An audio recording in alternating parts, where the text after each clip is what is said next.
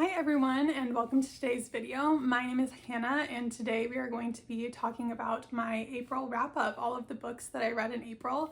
I read 6 books this month, which I know may not seem like a ton to some, but it is pretty much my average for a month. Of those 6 books, 4 were young adult fantasy and 2 were adult romance. And that is pretty unusual for me. Usually I don't read so much young adult fantasy, but for some reason this year, the YA fantasy has been hitting. It has had me in a complete chokehold, and I am just loving it. I do usually read quite a bit of romance, so nothing new there. But anyway, so we are going to get right into it. The first book that I read this month was actually Rebel Witch by Kristen Cicerelli, and this is the second book in the Crimson Moth duet. The first book is Heartless Hunter, which got a lot of buzz last year, and I did read that for the first time this year, and I really enjoyed it, so I figured why not pick up the second book. I liked Rebel Witch, not quite as much as I liked Heartless Hunter. I gave it a 3.5 stars, which is pretty good, but it's definitely not like a new favorite. It's not something that's super memorable to me or that I will pick up again in the future. It did take me forever to get through this book. Like, I remember just kind of slogging through it for the first couple weeks of this month. I think it took me like 2 full weeks to read, and I did read it on my Kindle. It follows Rune, who is a witch, and Gideon, who is a witch hunter, and it is kind of this cat and mouse chase forbidden romance vibe. The magic system is super interesting. I'd never read a witch book before Heartless Hunter, so this was definitely new for me. I think this book suffered a little bit because the romance was so similar and reminiscent of what it was in book 1. It didn't really feel like the romance was growing in this book. It kind of felt like at the beginning you were just kind of back at square one, and we have to go through this whole thing again for this romance to kind of develop. I would definitely recommend the series to anybody that is interested in reading it. I've heard a lot of positive things from other people who have read it. Heartless Hunter was really popular last year, and I definitely really enjoyed it. So if that sounds like something you would like, I would still recommend picking it up. Like I said, I give it a 3.5, which is still a good rating. I did enjoy it, but it just wasn't my favorite. So the next book that I read was Say You'll Remember Me by Abby Jimenez, and Abby Jimenez is one of my favorite romance authors. I have read 3 of her books, Part of Your World, Yours Truly, and Just for the Summer, and I loved all 3. Yours Truly was my favorite. So I was so excited that she was releasing a new book this year, and I had it pre-ordered on Audible. I did listen to this one as an audiobook, as I have her other books as well.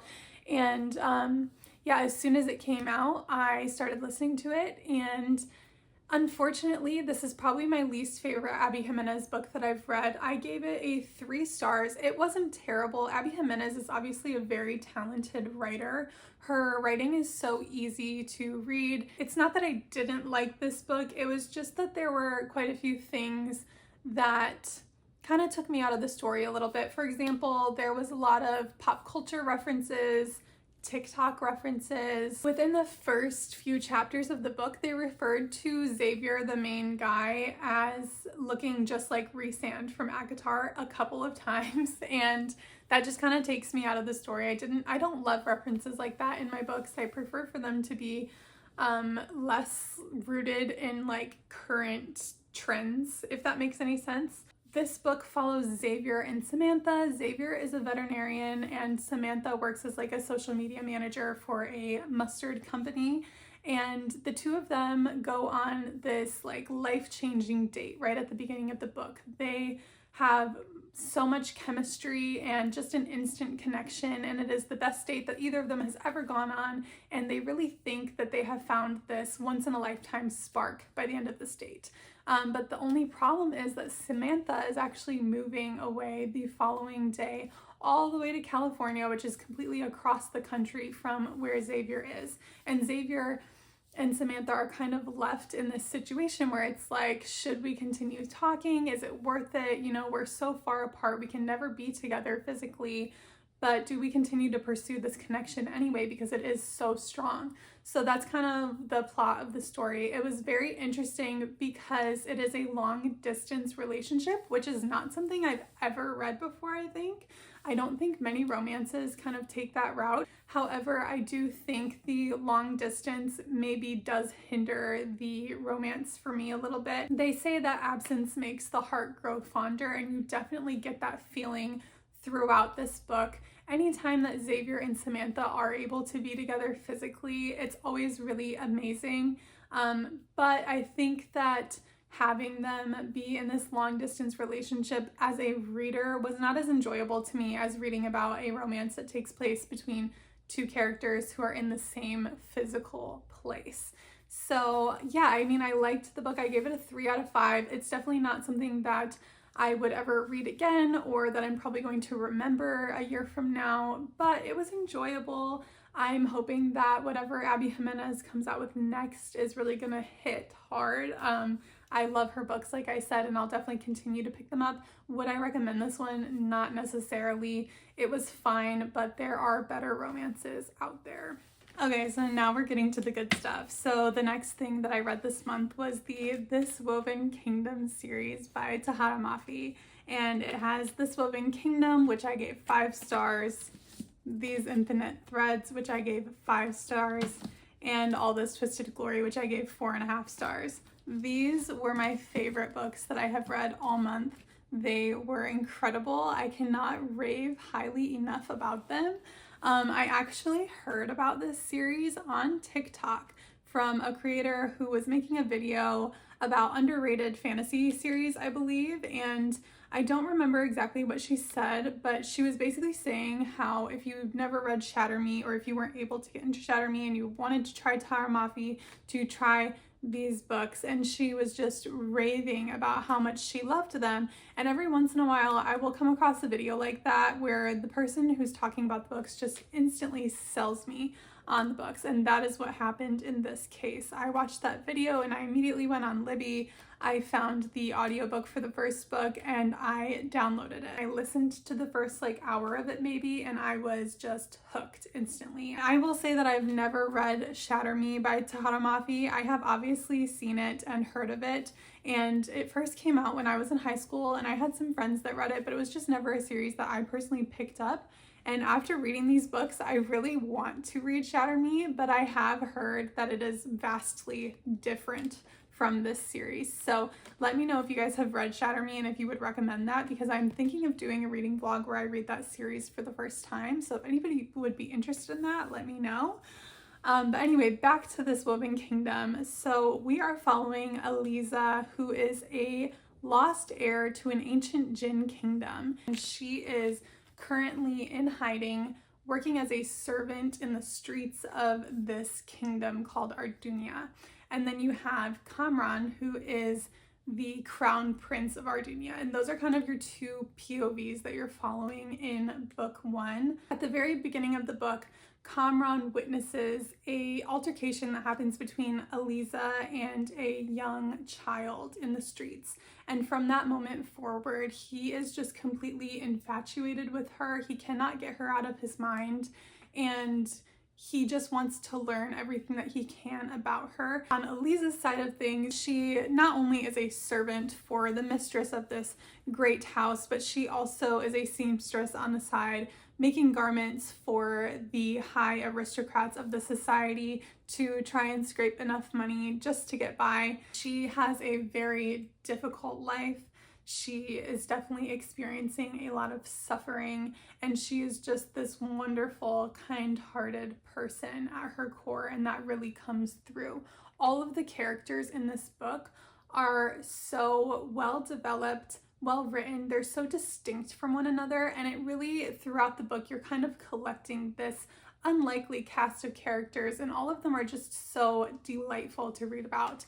And I just loved getting to see them all throughout the following books and watching them on their journey. Now, one thing that I will say about this series is that it is definitely not a super plot-driven story. I would say the first book definitely follows the most kind of traditional plot. The second and third book are more vibes, less plot, if that makes any sense. They take place over a very short period of time, and it's really more driven by the characters and the relationships.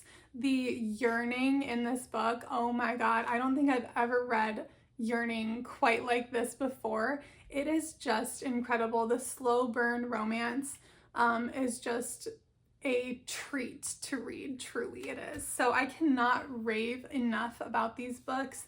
These were definitely my favorite books of this month and quite possibly my favorite books of the year. This is a new favorite series for me, and I cannot wait to read the next one. So that is the This Woven Kingdom series. I cannot recommend them enough. I'm begging everybody to go out and get them and read them. They are definitely underhyped, like the girl on TikTok said. They deserve way more love. If you have not read these books, definitely check them out. All right, and the last book that I read this month was Conditions of Will by Jessa Hastings. I read this one on my Kindle, and it is on Kindle Unlimited. It is Jessa Hastings' new standalone adult romance. It is separate from the Magnolia Parks series. I have read the first 3 Magnolia Parks books, and I did DNF the series. I'm sorry, I know that hurts to hear. But I was still interested in reading Conditions of Will because everybody was talking about it, and like, if something is super popular, I just cannot miss out on it. Like, I need to be in on the conversation. So I decided to go ahead and read this book. I gave this book a 2.5 out of 5 stars. Unfortunately, I really didn't enjoy it. It was definitely closer to a 2 than it was a 3. And I think that reading this book really just solidified for me that Jessa Hastings is not an author that I enjoy, and she's not an author that I think I'll ever be picking up again in the future. I really wish that I loved her books, but her writing just doesn't really work with my brain, and that's okay. I'm so happy for everybody who does love and enjoy her books. I'm gonna keep my thoughts pretty short here because I do have a full reading vlog coming out next month that really goes into depth about my views on this book. We are following Georgia and Sam. Those are the 2 main love interests of this book. Georgia is a body language expert living in London, and she has to travel home to South Carolina to visit her family for her dad's funeral. And Georgia has a younger brother who is an alcoholic, and he brings his sponsor with him to support him through this hard time. His sponsor's name is Sam, and that is the male love interest of this book. It's definitely a weird setup having the love interest be her brother's AA sponsor, and it definitely makes for a interesting and complicated dynamic between the siblings. There's also a lot of complicated family dynamics at play. Georgia is kind of estranged from her family. Her and her younger brother, who is the alcoholic, do not get along with the rest of the family, and there's a lot of really complicated and interesting dynamics at play there. But overall, I just found the story to get more and more annoying as the book went on.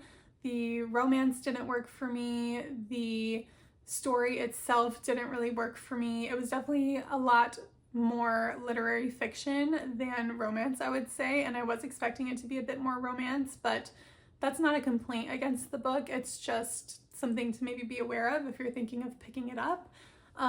But yeah, the book just didn't really work for me, unfortunately, and I really wish that it did, but what can we do? So those are all of the books that I read this month. If you guys enjoyed this video, please consider liking and subscribing. Like I said, I have a reading vlog coming out next month with some new romance releases where you can hear more about my thoughts on Conditions of Will. And if you guys have any recommendations for other things that you would like to see from me, just let me know in the comments down below. Thanks so much for watching, and have a lovely rest of your day.